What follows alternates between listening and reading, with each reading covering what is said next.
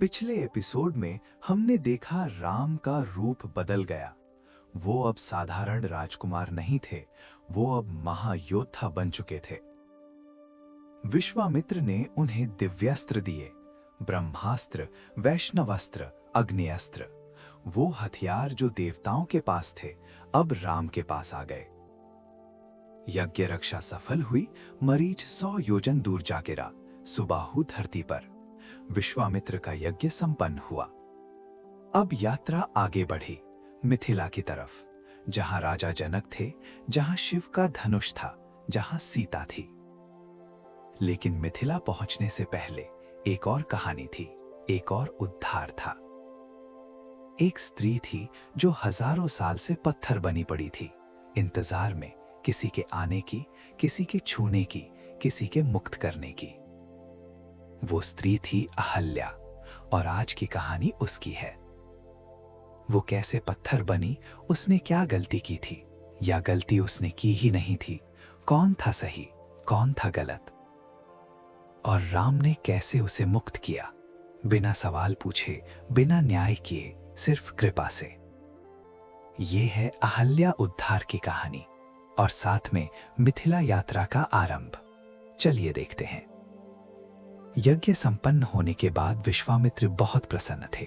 उन्होंने राम और लक्ष्मण को आशीर्वाद दिया, कहा, तुमने मेरी प्रतिष्ठा बचा ली, अब मैं तुम्हें कुछ और दिखाता हूं। राम ने पूछा, गुरुदेव, अब हम कहां जाएंगे? विश्वामित्र बोले, मिथिला। मिथिला? लक्ष्मण की आंखें चमकी। वो जानते थे मिथिला में राजा जनक हैं, वो महान विद्वान हैं, और वहां एक बहुत बड़ा उत्सव होने वाला है। विश्वामित्र ने कहा, हाँ लक्ष्मण, मिथिला में एक धनुष है, शिव का धनुष, पिनाक। राजा जनक ने स्वयंवर रखा है, जो इस धनुष को उठाए और चढ़ाए, उससे सीता का विवाह होगा। सीता? राम ने पहली बार ये नाम सुना। कुछ हुआ उनके मन में, क्या वो खुद नहीं जानते थे। विश्वामित्र मुस्कुराए। जानते थे वो, ये मिलाप विधाता ने लिखा है, राम और सीता का मिलन होना ही है, लेकिन अभी राम को नहीं बताना था। उन्होंने कहा, चलो, रास्ता लंबा है, वन से होकर जाना पड़ेगा, बहुत से दृश्य दिखेंगे तुम्हें। और यात्रा शुरू हुई सिद्धाश्रम से मिथिला। बीच में जंगल थे, नदियां थीं, पहाड़ थे, और एक रहस्य था।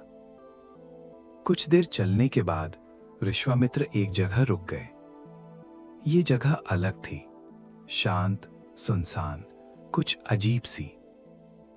यहां पेड़ भी कम थे, घास भी सूखी थी, जानवर भी नहीं थे, मानो यहां कोई रहता ही नहीं। राम ने देखा, एक बहुत पुराना आश्रम था, लेकिन अब वीरान, दीवारें टूटी, छत गिरी। कोई यहां रहता था बहुत पहले। विश्वामित्र ने गहरी सांस ली, बोले, यहां रुको, तुम्हें एक कहानी सुनानी है। विश्वामित्र ने राम और लक्ष्मण को बैठाया, फिर शुरू की एक पुरानी कहानी। बहुत पहले की बात है, जब सृष्टि नई थी। ब्रह्मा जी ने एक स्त्री की रचना की। उन्होंने अपनी पूरी कला लगाई, अपना पूरा ज्ञान लगाया, और बनाई सृष्टि की सबसे सुंदर स्त्री। इतनी सुंदर कि देवता भी देखते रह जाएं, इतनी सुंदर कि चंद्रमा भी लजाएं, इतनी सुंदर कि किसी ने ऐसी नहीं देखी थी। उसका नाम रखा अहल्या, अहल्या, जिसमें कोई भी हल्या यानी दोष नहीं, जिसमें कोई कमी नहीं, संपूर्ण स्त्री। ब्रह्मा जी ने सोचा, इसे किसे दूं? कौन इस स्त्री के योग्य है? देवता चाहते थे, राक्षस चाहते थे, सब चाहते थे अहल्या को। लेकिन ब्रह्मा जी ने कहा, जो सबसे पहले पृथ्वी की प्रदक्षिणा करेगा, उसे मिलेगी अहल्या। सब देवता भागे, अपने अपने वाहन पे, इंद्र ऐरावत पे, वायु अपनी गति पे, सूर्य अपने रथ पे। लेकिन एक ऋषि थे, गौतम। वो पेड़ के नीचे बैठे थे, ध्यान में।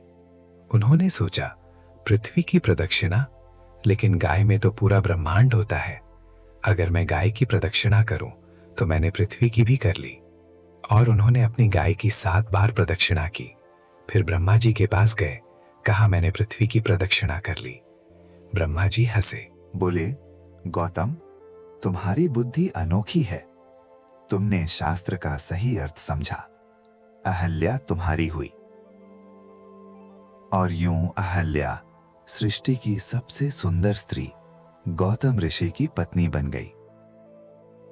वो दोनों यहां रहते थे, इस आश्रम में, प्रसन्न, संतुष्ट, एक दूसरे में लीन। गौतम मुनि बड़े तपस्वी थे। सुबह उठते, स्नान करते, पूजा करते, फिर ध्यान। अहल्या घर संभालती, सेवा करती। सब कुछ अच्छा था, लेकिन एक दिन सब बदल गया। स्वर्ग में इंद्र थे, देवताओं के राजा। उनके पास सब कुछ था, स्वर्ग, समृद्धि, सुंदरियां। लेकिन अहल्या के बारे में सुनकर उनका मन चंचल हुआ। वो भी अहल्या को देखना चाहते थे। एक दिन वो धरती पर आए, गौतम के आश्रम के पास। छुपकर देखा, अहल्या स्नान कर रही थी। इंद्र का मन डोल गया। वो ऐसी सुंदरता कभी नहीं देखे थे। अप्सराएं भी इस सुंदरता के आगे फीकी थी। इंद्र के मन में पाप आया। उन्होंने सोचा, मैं इसे पालूंगा, चाहे कैसे भी। कुछ दिन इंतजार किया। फिर एक रात, ब्रह्म मुहूर्त से पहले, जब अंधेरा था, इंद्र ने अपना रूप बदल लिया। वो गौतम मुनि जैसा दिख रहे थे, बिल्कुल वैसे, चेहरा, आवाज, सब। वो आश्रम में आए। अहल्या सो रही थी। इंद्र बोले, प्रिया, मैं आ गया। अहल्या जागी। उसने देखा, पति खड़े हैं, लेकिन कुछ अलग लगा। ब्रह्म मुहूर्त से पहले गौतम जी तो कभी ऐसा नहीं करते। वो हमेशा सुबह स्नान के बाद आते हैं। अहल्या के मन में शंका हुई, लेकिन उसने कुछ नहीं कहा। और यहां से विवाद शुरू होता है। एक सवाल जो आज तक जवाब मांगता है। क्या अहल्या को पता था? कुछ लोग कहते हैं नहीं पता था, वो मासूम थी। इंद्र का रूप इतना असल था कि पहचान न सकी। कुछ लोग कहते हैं पता था, वो जानती थी ये पति नहीं है, लेकिन रोका नहीं। कुछ लोग कहते हैं शक था, पूरा यकीन नहीं था, लेकिन फिर भी चुप रही। हम ज्यादा देर में इसी पर आएंगे। अभी ये समझो, जो भी हुआ हुआ। इंद्रा का काम हो गया।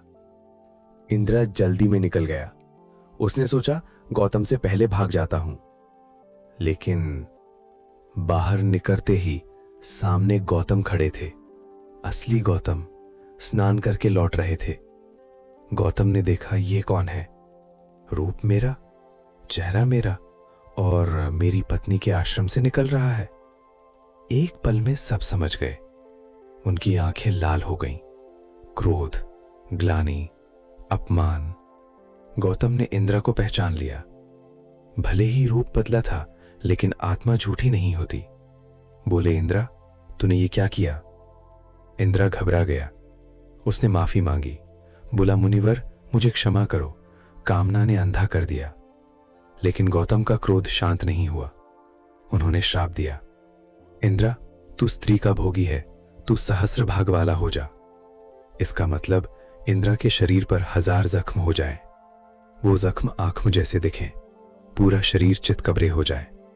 इंद्र चिल्लाया, लेकिन हो चुका था। उसके शरीर पर 1000 दाग आ गए। वो भागा स्वर्ग की तरफ, लज्जित, अपमानित। लेकिन गौतम का क्रोध अभी खत्म नहीं हुआ था। वो अहल्या की तरफ मुद्दे। और यहां विवाद और भी गहरा होता है। अगर अहल्या निर्दोष थी, अगर उसे पता नहीं था, तो श्राप क्यों? लेकिन गौतम ने श्राप दिया। उन्होंने कहा, अहल्या, तू पत्थर बन जा, इस आश्रम में पड़ी रहे 1000 साल तक। अहल्या की आंखों में आंसू आए। उसने कहा, स्वामी, मैंने क्या किया? मैं तो। लेकिन गौतम सुन नहीं रहे थे। वो अपमानित थे, क्रोध में थे, शायद अंधे थे। उन्होंने एक और बात कही, लेकिन एक दिन श्री राम आएंगे, विष्णु का अवतार। जब उनके चरण तुझे छुएंगे, तब तो मुक्त होगी। और इसके बाद अहल्या पत्थर बन गई, वहीं गिर गई जहां खड़ी थी। गौतम मुनि चले गए हिमालय की तरफ। फिर कभी नहीं लौटे और अहल्या हजारों साल पत्थर बनी रही, धूप में, बारिश में, आंधी में, इंतजार में। अहल्या जानती थी या नहीं, सजा गलत थी। सोचिए, इंद्र ने पाप किया, उसे सिर्फ दाग मिले, बाद में वो भी मिट गए। अहल्या ने जो भी किया या नहीं किया, उसे हजारों साल पत्थर रहना पड़ा। ये न्याय था? पाप करने वाले को हल्की सजा और स्त्री को, चाहे निर्दोष हो, भारी दंड? ये सवाल आज भी रेलेवेंट है। आज भी सोसाइटी में ऐसा होता है। पुरुष गलती करे, छूट जाए, स्त्री पर इल्जाम लगे, सारी उम्र भुगते। चौथा दृष्टिकोण, आध्यात्मिक अर्थ। कुछ विद्वान कहते हैं ये कथा प्रतीक है। अहल्या पत्थर नहीं बनी, उसका मन पत्थर हो गया। जब बड़े आघात होते हैं, इंसान अंदर से जम जाता है, कुछ महसूस नहीं करता, जैसे पत्थर। और राम का स्पर्श, वो प्रेम का स्पर्श था, जो जमी हुई आत्मा को फिर से जिंदा कर दे, जो पत्थर दिल को फिर से कोमल बना दे। ये एक अलग तरह की समझ है, शायद सच्ची, शायद नहीं, लेकिन सोचने वाली जरूर है। पांचवा दृष्टिकोण, राम का नजरिया। सबसे अहम बात यह है, राम ने कभी नहीं पूछा। जब राम ने अहिल्या को मुक्त किया, उन्होंने नहीं कहा बताओ तुमने क्या किया था। उन्होंने नहीं कहा पहले सबूत दो कि तुम निर्दोष हो। उन्होंने नहीं कहा तुम्हारी गलती थी या नहीं। सिर्फ चरण रख दिए, सिर्फ कृपा कर दी, सिर्फ मुक्त कर दिया। यही है राम। वो जज नहीं करते, वो सिर्फ उद्धार करते हैं। तुम्हारी कहानी क्या है उससे उन्हें मतलब नहीं। तुम्हें मुक्ति चाहिए, यही काफी है। विश्वामित्र ने कहानी पूरी की। राम और लक्ष्मण गंभीर हो गए थे। विश्वामित्र बोले, देखो राम, वो पत्थर, वही अहिल्या है। राम ने देखा, एक बड़ा सा पत्थर पड़ा था, घास से ढका, मिट्टी से लिपा, हजारों सालों का धूल जमा था। लेकिन राम ने गौर से देखा, उस पत्थर में एक आकृति थी, मानो कोई स्त्री लेटी हो, हाथ जोड़े, आंखें बंद, इंतजार में। राम का मन भर आया। कितना इंतजार, कितना दुख, कितनी तपस्या। विश्वामित्र बोले, राम आगे बढ़ो, तुम्हारा स्पर्श उसे मुक्त करेगा। राम आगे बढ़े, धीरे धीरे, हर कदम के साथ उनका मन और भारी होता गया। ये स्त्री, चाहे जो भी हो उसकी कहानी, हजारों साल से इंतजार कर रही थी, सिर्फ उनके लिए, सिर्फ उनके स्पर्श के लिए। राम उस पत्थर के पास पहुंचे, एक पल रुके, फिर अपना दायां चरण आगे बढ़ाया। चरण पत्थर को छुआ और चमत्कार हुआ। पत्थर में दरार पड़ी, रोशनी निकली, धूल उड़ी और पत्थर में से एक स्त्री बाहर आई, अहिल्या। हजारों साल बाद फिर से जीवित, फिर से मनुष्य। उसकी आंखें खुलनी। पहली चीज जो उसने देखी, राम, सुंदर, शांत, कृपा से भरे। अहल्या की आंखों में आंसू आ गईं। वो राम के चरणों में गिर पड़ी, बोली, प्रभु आप आ गए। कितनी प्रतीक्षा की मैंने, कितने युग बीते, आप आ गए।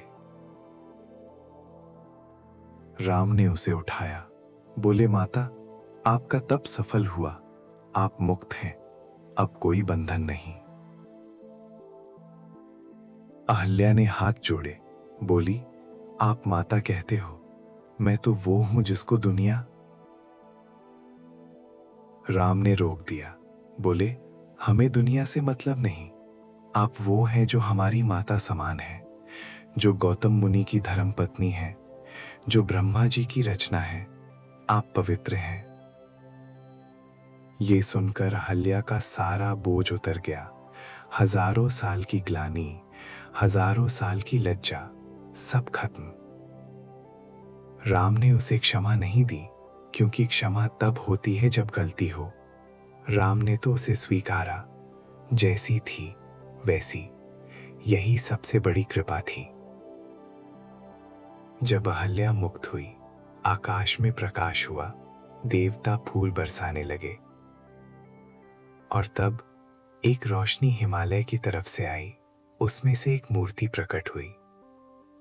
गौतम मुनि हजारों साल बाद अपनी पत्नी से मिलने आए। अहल्या ने देखा पति खड़े हैं, वो डर गई। क्या फिर क्रोध करेंगे, क्या फिर श्राप देंगे? लेकिन गौतम की आंखों में क्रोध नहीं था, वो भी भर आई थी प्रेम से, पश्चाताप से। गौतम बोले, अहल्या मुझे क्षमा करो, मैंने क्रोध में तुम्हें इतना दंड दे दिया। मैंने न्याय नहीं किया, अन्याय किया। अहल्या रोई, बोली, स्वामी आप क्षमा मांग रहे हो, मैं तो। गौतम बोले, तुम जो भी थी, तुम मेरी पत्नी थी, मुझे तुम्हारी रक्षा करनी चाहिए थी। मुझे इंद्र को दंड देना चाहिए था ज्यादा, लेकिन मैंने तुम्हें ज्यादा सजा दी। ये गलत था, और आज राम की कृपा से हम दोनों मुक्त हैं। दोनों ने एक दूसरे को देखा, हजारों साल का अंतर, लेकिन प्रेम अभी भी था। राम मुस्कुराए, उन्होंने कहा, अब आप दोनों साथ रहिए, स्वर्ग में आपका स्थान है, जाइए। गौतम और अहल्या ने राम को प्रणाम किया, फिर दोनों आकाश की तरफ बढ़े, प्रकाश में विलीन हो गए, मुक्त। साथ हमेशा के लिए। लक्ष्मण की आंखों में आंसू थे।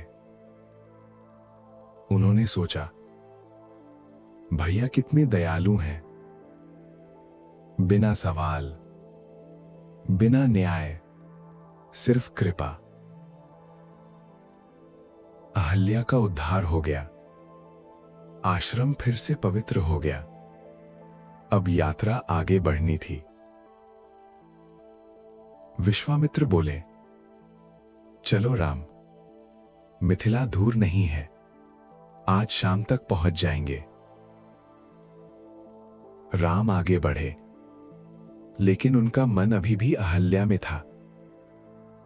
वो सोच रहे थे, कितनी सहनशीलता चाहिए हजारों साल पत्थर रहने के लिए।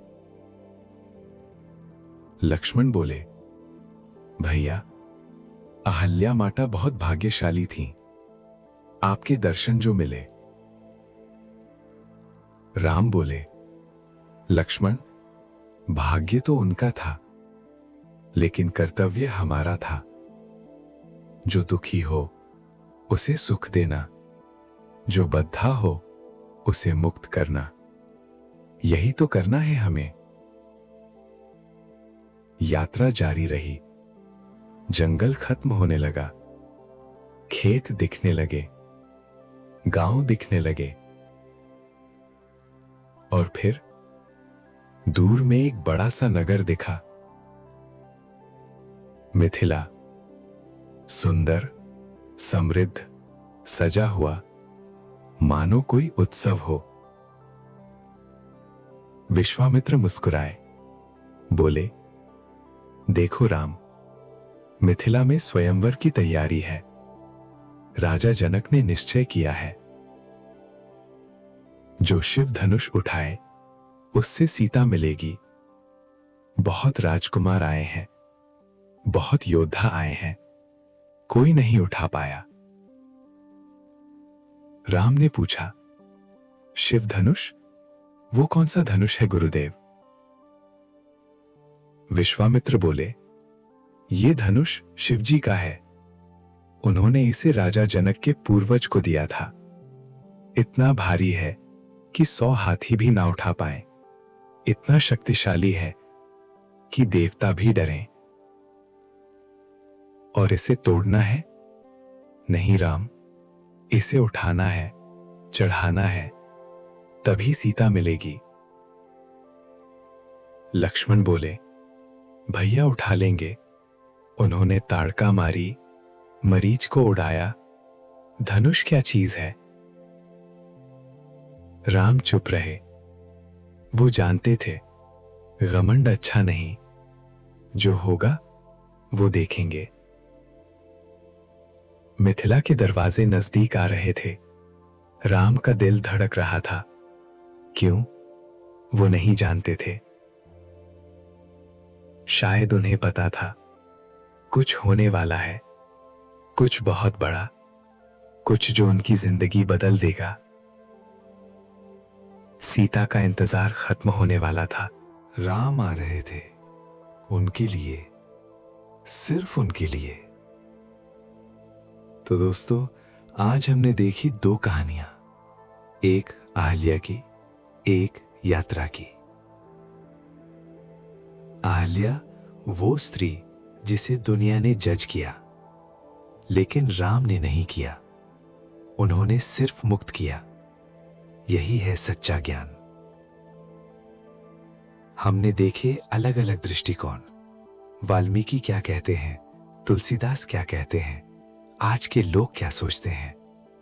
सब अपनी जगह सही है, लेकिन एक बात पक्की है, राम का तरीका सबसे सुंदर था। बिना पूछे, बिना जज किए, सिर्फ कृपा। हमने गौतम की क्षमा भी देखी। हजारों साल बाद उन्होंने अपनी गलती मानी। ये हिम्मत चाहिए। अपनी गलती मानना सबसे बड़ी तपस्या है। और अब मिथिला, जहां एक धनुष है, जहां एक कन्या है, जहां एक स्वयंवर है। अगले एपिसोड में हम देखेंगे राम मिथिला में कैसे प्रवेश करते हैं, सीता से पहली मुलाकात कैसे होती है, पुष्प वाटिका में क्या होता है, और फिर वो धनुष जो 100 राजाओं ने नहीं उठाया, जो 1000 योद्धाओं ने नहीं हिला पाए, क्या राम उठा पाएंगे? क्या तोड़ पाएंगे? सीता का स्वयंवर, राम सीता का पहला मिलन, धनुष का तोड़ना, सब देखेंगे अगले एपिसोड में। इस वीडियो को लाइक करें, शेयर करें, सब्सक्राइब करें। कमेंट में बताइए अहल्या की कहानी में आपका क्या नजरिया है, वो निर्दोष थी या नहीं। हम मिलेंगे अगले एपिसोड में। जय श्री राम।